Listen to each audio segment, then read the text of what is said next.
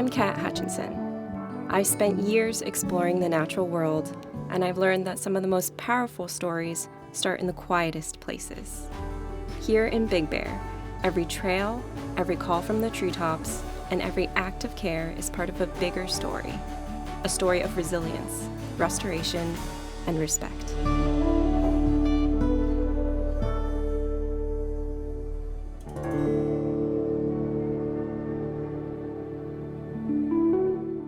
In the mountains above Southern California, there's a place where wildlife still rules the treetops and forest floor.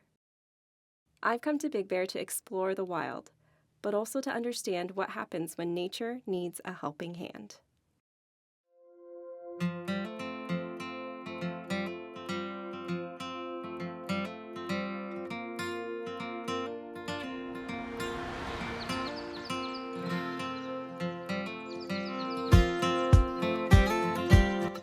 Big Bear is what ecologists call a sky island, a cool, green mountain world surrounded by low, hot deserts.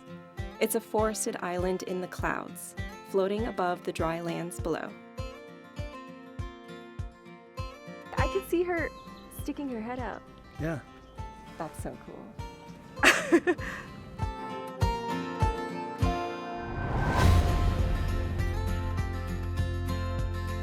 Every journey needs a base camp. This cabin, this quiet morning is where I begin.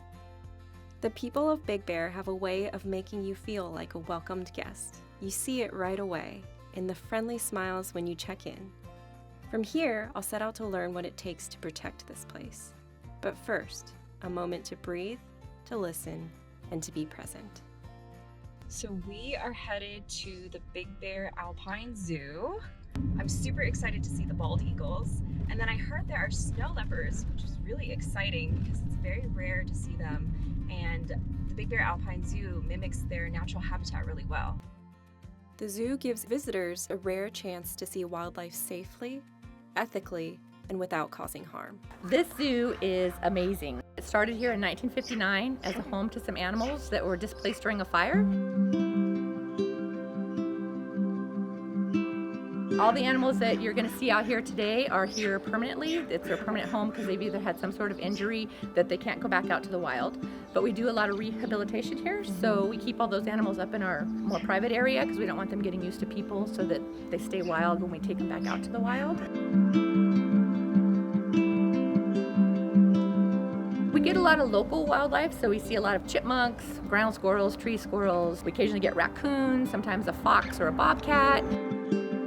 A lot of birds of prey, a lot of hawks and owls. We've been on a golden eagle and a bald eagle.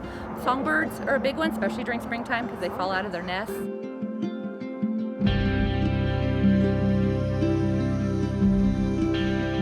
The goal is to bring them in, get them checked out.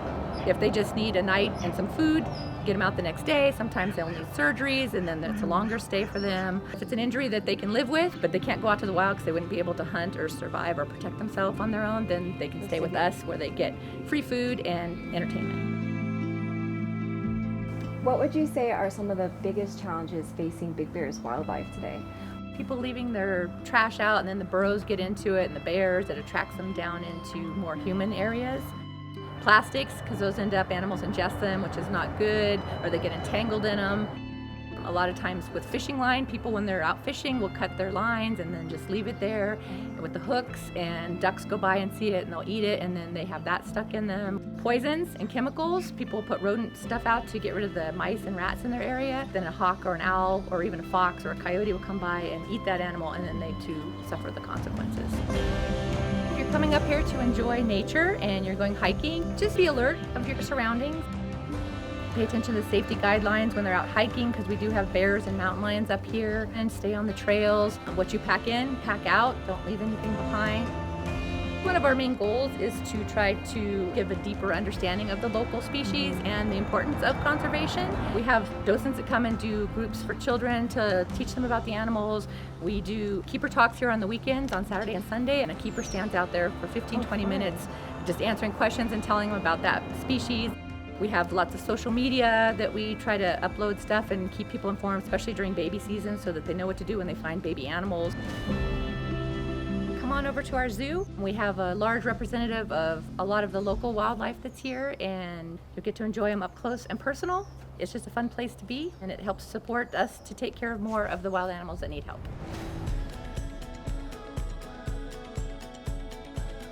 Look at the wolves. Come on, let's go. So unfortunately, we get a lot of hit by cars, a lot of poisoning. For every animal that comes in, we start off with an intake exam, which is an extremely thorough physical exam. We check mentation, if there's any injuries, broken bones, how dehydrated they are, if we need to take any radiographs, blood work, fecal sampling for parasites. Most wildlife is going to be extremely stressed when they come in. They're going to be injured, fearful. What we need to do first and foremost is always minimize contact while treating them. We do use a lot of canine and feline medications that can help with pain. We want them here for the shortest period of time. We also need to make sure they're prepared to go back and be released. If they can hunt and provide nourishment for themselves. So it really depends on the individual animal. A screech owl that was brought in that was hit by a car, and after examination we found that it did have a fracture in the wing, but we were able to set it and it healed beautifully, and we were able to release him back into the environment where he belonged. So make sure we're very aware of driving around in our environment. They are sharing it with us and sometimes get scared, run into the streets. Be careful that we can actually slow down enough to prevent those hit by car accidents. And as far as the activities around the lake, if we can clean up fishing line, supplies, hooks, and also remove any trash so nothing gets ingested. Wildlife rehab is more than compassion. It's science, patience, and respect. Behind every rescued animal is a dedicated team of veterinary experts working tirelessly to keep the zoo's inhabitants safe, healthy, and thriving. Their expertise comes from near and far, local veterinarians rooted in these mountains, and specialists from around the world who bring their passion for wildlife to Big Bear. Why do we keep animals like this in captivity? If they're living in a cage, we should learn from them about how to take the ones that are still left out there in the world, how to take care of them, how to protect them, how to keep them healthy. And that's how we're going to learn. How the stuff that we learn with captive managed populations is applicable to wild populations, and that to me is the ethical justification for maintaining them in captivity, other than the fact that maybe one kid out of 1,000 that comes through the door is going to grow up and do something for conservation. So yes, they have an educational purpose, but why a place like a smaller zoo like Big Bear Zoo, who's keeping a non-breeding population, is important is because these animals need somewhere to go. They have intrinsic value as individuals and also for that educational basis. For example, the other snow leopards that's down there is part of a study that's helping other captive cats. So, and she's not a breeding animal. So having places for them to go where they can get good quality care and they can continue to provide, be a part of the educational process, I think that's why they're important. Otherwise, where would they be, too? Where would she go? United by love and purpose, they form a network of care that reaches across species and continents. Working with animals, learning the trust, companionship, and love have been my greatest teachers. And they give me profound joy. And I have met the most incredible people during my journey because of the empathy and resilience with these animals that I work with. From large predators like snow leopards to the smallest turtle, every animal here receives world-class treatment built on science and guided by compassion. To witness nature is a gift. To capture it without interrupting it, that's an art and a responsibility. Brady Enger has spent years photographing Big Bear's wildlife with care and respect. Today, he's showing me what it means to be still enough to see. There's a kind of magic that only happens when you wait. When you sit still long enough, the forest kind of forgets that you're there. That is when you hear things you didn't know you were missing. The distant tapping of a woodpecker, the rustle of fur through the underbrush, wings flapping through the air. It's not just about getting the shot, it's about showing up in a way that doesn't interrupt the song. One of the first things that I notice that kind of calms my soul is I hear the wind through the trees.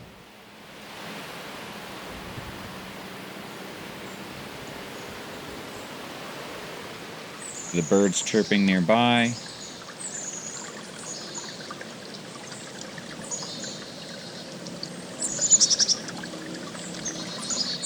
The squirrels rustling around nearby me.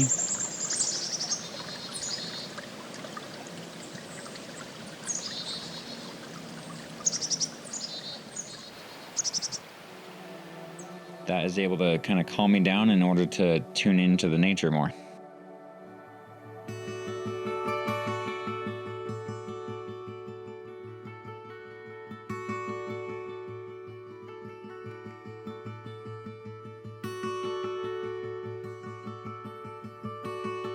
What are the best times of year for wildlife photography in general? It varies depending on what kind of animal you're wanting to photograph. More so springtime, as a lot of animals are starting to kind of come out, find food, and it's just a little bit nicer for them and easier with all the snow melt.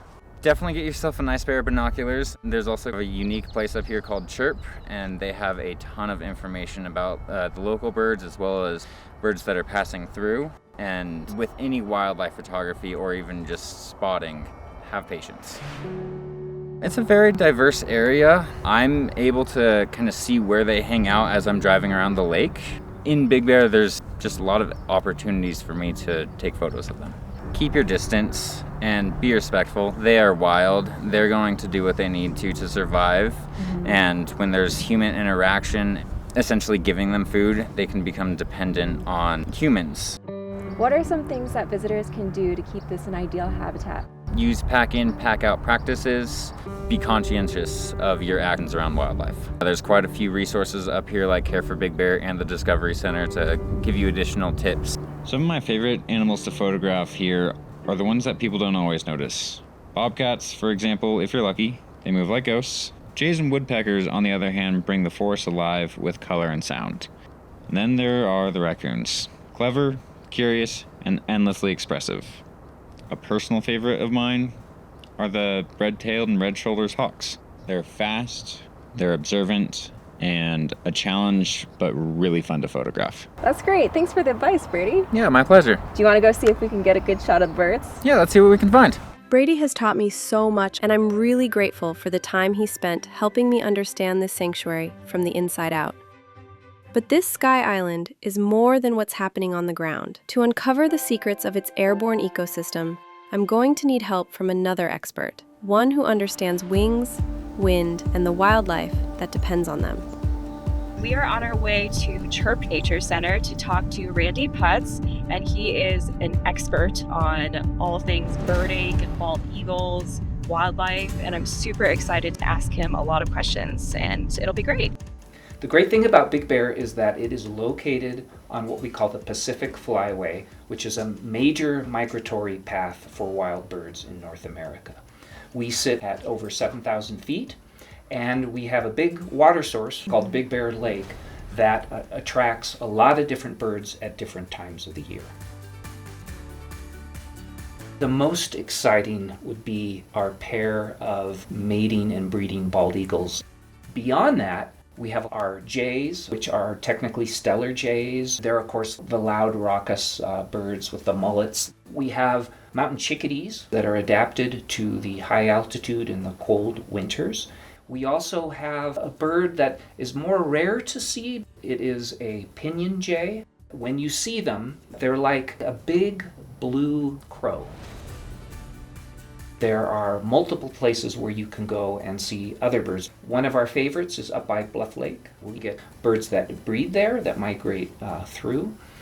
Another one of our favorite places is what we call Happy Hills Trail. It quickly and easily gets you into the national forest. One of the key things is when you want to watch birds, you want to be near a water source. That attracts bugs, and bugs attract birds. There's a baseline where it's good year-round, but spring is the best time because we will get the most migrants, and being able to see and observe their nests is a fun thing to do. It's as simple as going outside, listening, looking, and starting to pay more attention to what's around us. When you're birding, the quieter you are, the more nature is going to come out and show itself to you.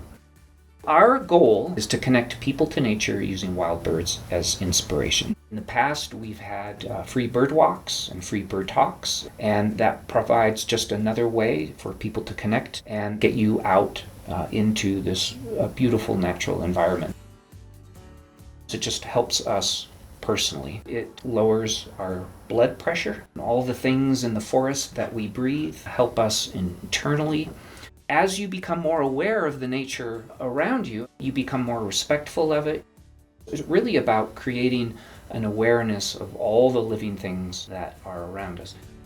What can visitors do to responsibly and respectfully observe them? The first thing that we can do is respect their space. There's an area around them that is off limits. The Eagle Cam is going to give you the best view of what's going on without you harassing them. So I would encourage people to watch on the camera. A place like this stays beautiful because people care for it. That's where Care for Big Bear comes in. This community-driven initiative is dedicated to protecting the mountain, its wildlife, and the people who love it.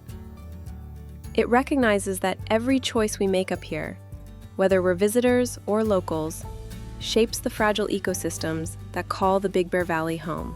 And it believes each of us can play a part. So how did Care for Big Bear start? So Care for Big Bear started a few years ago, and it started out as an education campaign for our visitors and giving them just some friendly notes on how to come out here, whether it's on the trails or on the lake, and how to enjoy the community responsibly. If you're out on the trails here, it's important to stay on the designated trail. Staying on marked trails is about more than safety. It's about preservation. Straying off path can damage delicate habitats and disturb wildlife nesting areas. Big Bear is more than a destination. It's a shared responsibility. Every person who hikes a trail or takes a photo here becomes part of its story. And if we do it right, that story will be unfolding for generations to come. If you're out on the trails or if you're out here on the shoreline, picking up trash where you see it is the easiest thing to do, disposing of it properly. There's a lot of ways to get involved. There's a lot of organizations in the valley that are conservation oriented. They're always looking for help. There's also a lot of donation programs. So those are the easiest things that people can do, even from home, if they're not out here. Care for Big Bear also started a new campaign this year called the Dark Sky Initiative, which is all about educating our visitors and our residents about the night sky and why dark skies are important to the health of our environment and our wildlife. Keeping Big Bear beautiful is a team effort. The best thing to do is to get outdoors. Big Bear is an outdoor recreation destination. We have endless hiking, endless biking. In the wintertime, we have skiing. We have all of this. Fishing and boating happening year-round. So the best way is to get out, get into nature, connect with it, and enjoy.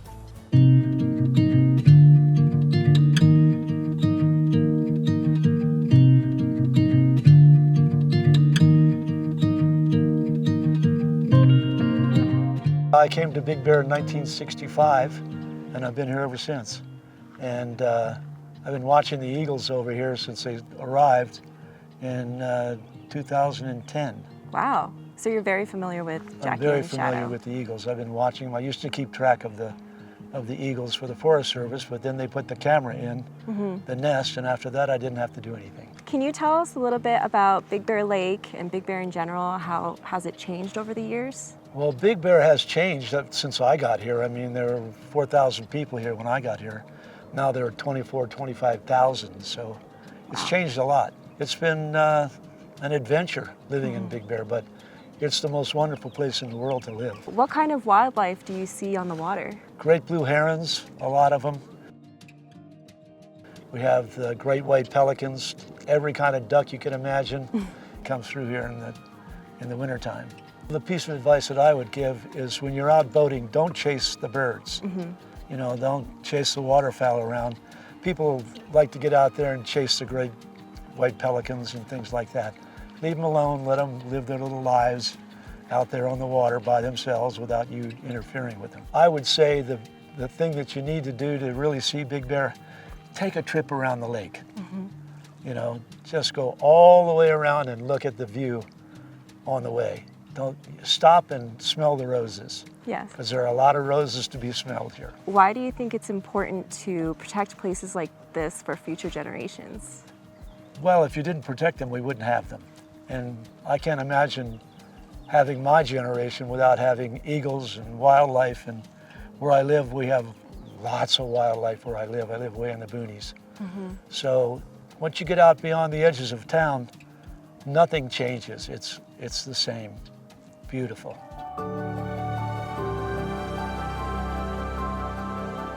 When you come to Big Bear, come curious.